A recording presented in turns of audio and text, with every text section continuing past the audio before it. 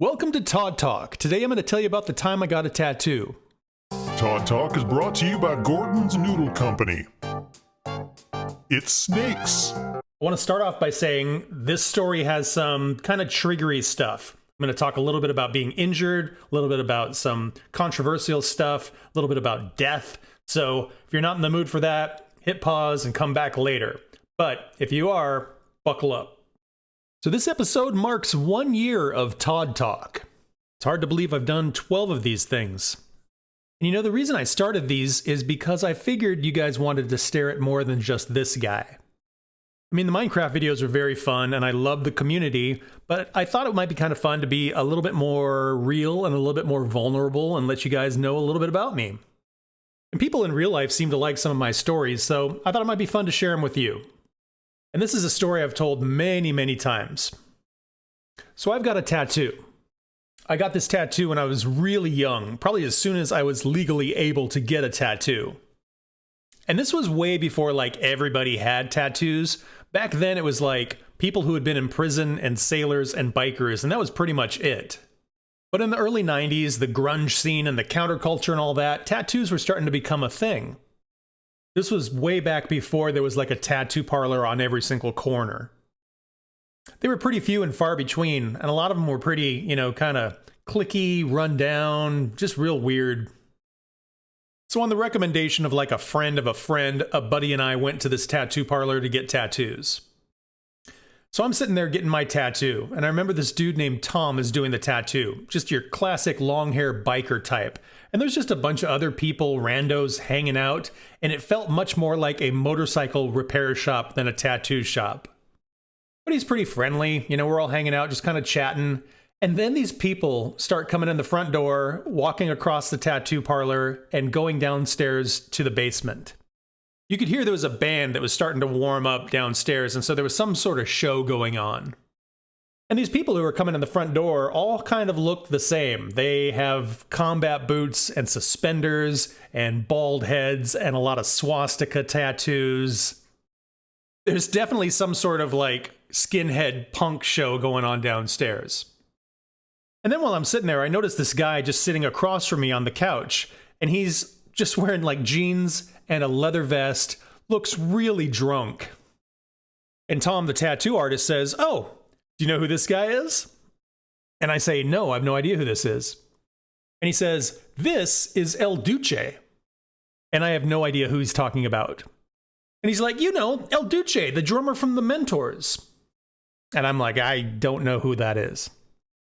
And then El Duce kind of sits up on the couch, and through his kind of squinty eyes, he says, "You know what you do if you ever get picked up by the police is you shit your pants. If you shit your pants, they'll just throw you right out of the car and they want nothing to do with you." Shortly after that, my tattoo is finished and I went home. Now fast forward several years into the future.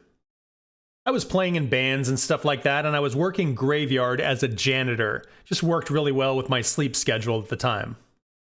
And I was a janitor in a grocery store, so part of my job was like to sweep all the aisles and that sort of thing. And whenever I got to the magazine section, because I was in a band, I would take a minute and I would read through some of like Rolling Stone and Guitar Player and stuff like that.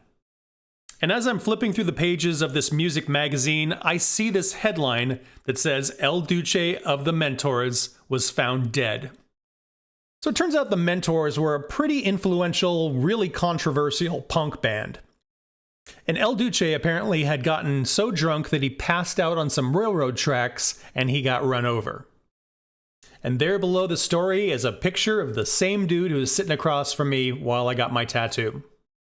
And that's pretty much it. That's the story of when I got a tattoo. It's not a great looking tattoo. The design's not very good. It wasn't done very well. I didn't take care of it.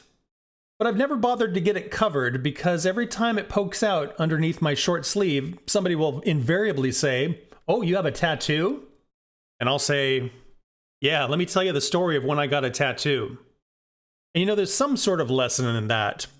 Life is not always good or pretty, but you end up with a lot of really good stories. A couple years ago, I went to San Francisco for a vacation, ate a bunch of great food, went and did some sightseeing.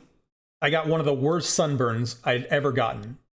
I was so sunburned that my forehead was blistering, and if I ran my fingers across, I could feel the liquid kind of scoot through my skin.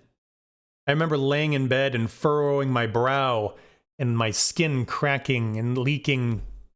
You know, at the time, it was miserable.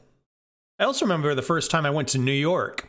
I walked so much, I had blisters all over my feet, and where my knees would barely kind of brush together were getting raw from so much walking. There was a moment where I just had to stop in Central Park and just sit because I was so beat up and exhausted from how much walking I was doing.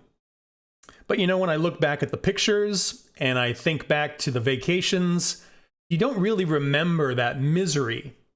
It makes for some pretty good stories, but really the good stuff is what you remember. So I'll leave you with that. Just because you're having a bad day does not mean you have a bad life. And when you think back on years and days past, the obstacles make for great stories, but the good stuff is what you really remember.